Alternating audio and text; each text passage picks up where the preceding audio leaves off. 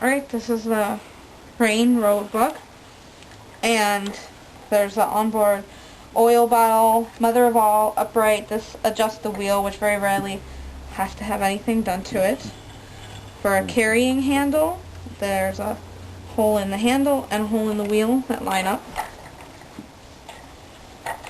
The onboard lazy Kate, the flyer when you're traveling, is screwed into the treadle. So we're spinning, we take it off, screw it into the whirl, and adjust the Scotch tension band around the bobbin. This knob adjusts the tension. Got an onboard orifice hook.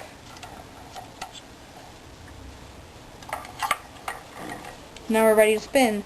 The reindeer go forward, or counterclockwise for an S, backwards for a Z. Since we're in America, we're going to do our single with an S. Right now we are working on the largest whirl,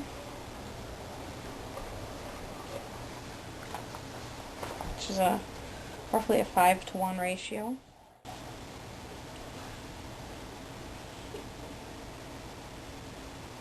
Being able to spin probably helps.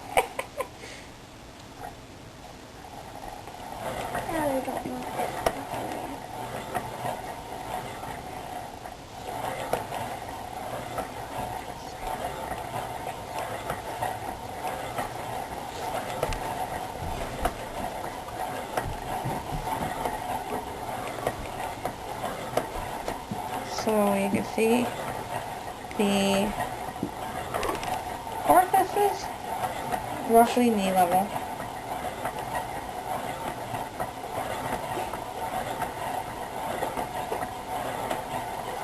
You can ply with the onboard lazy Kate. I tend to just use a standalone or unless I'm Navajo plying, in which I run the single up over the orifice hook.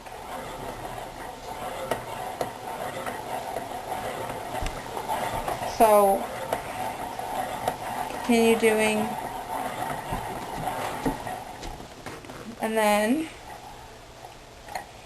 when we want to ply,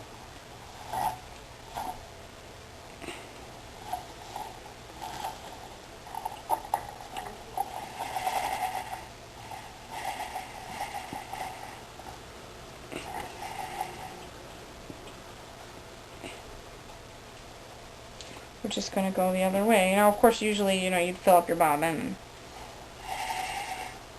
go back. So now we want the reindeer to go backwards.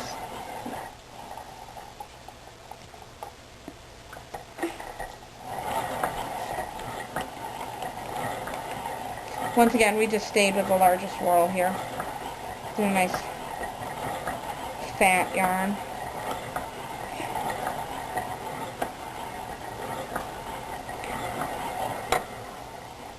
And now we will change the whirl in order to spin a thinner yarn. In order to spin finer yarns, we're going to want to switch the whirl. So we remove the flyer.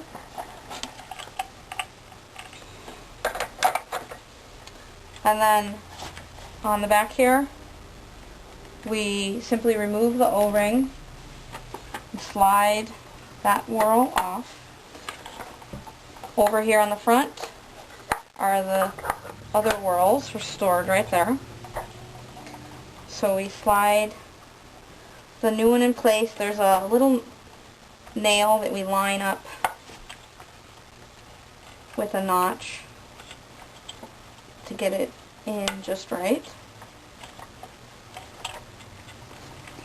Replace the O-ring.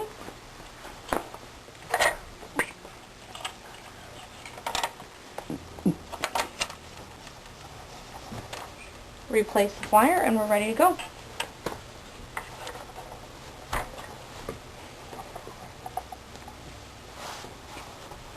So now you can see it will spin quite a bit faster.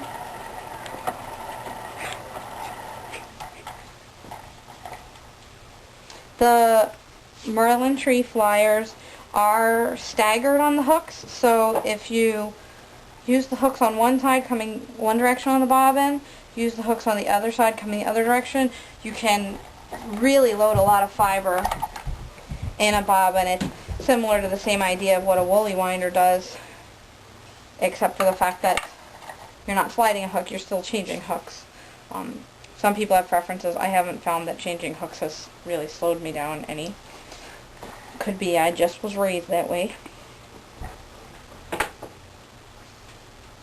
Alright, so wheel comes towards us for an S.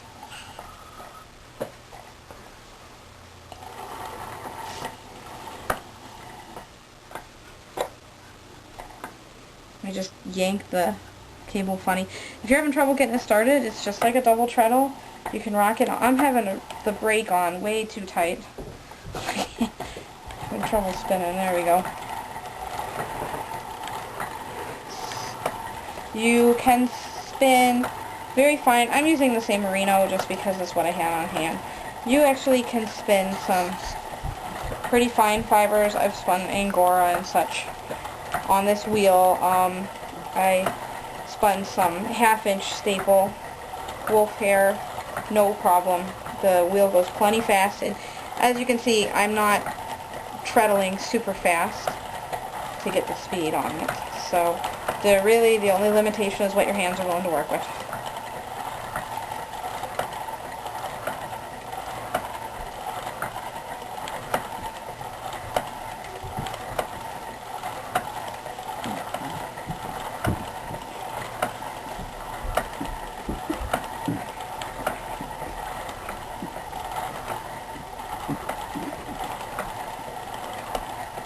So my guess is this is probably going to come out as a 2-ply. Finish off the end. Take off the brake. So 2-ply, my guess is this is going to be somewhere between a fingering and a sock, probably, fingering and a lace, probably sitting in the 20 range. Then don't forget the amazingly long leader yarn. That is very important to have the world's longest leader yarn so that it takes as long as possible to redirection your bobbin.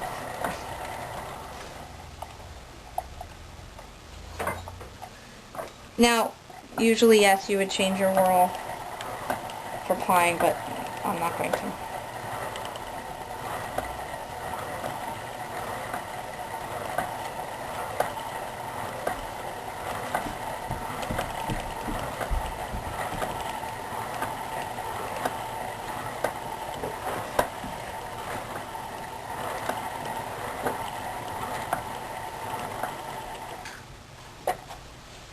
So, there you go. I came out kind of fingering-ish.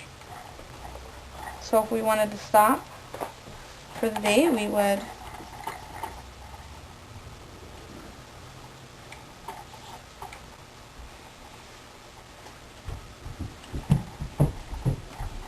unscrew the plier, place it in the foot, and I usually tuck the brake band behind the whirl, and then we are good to go.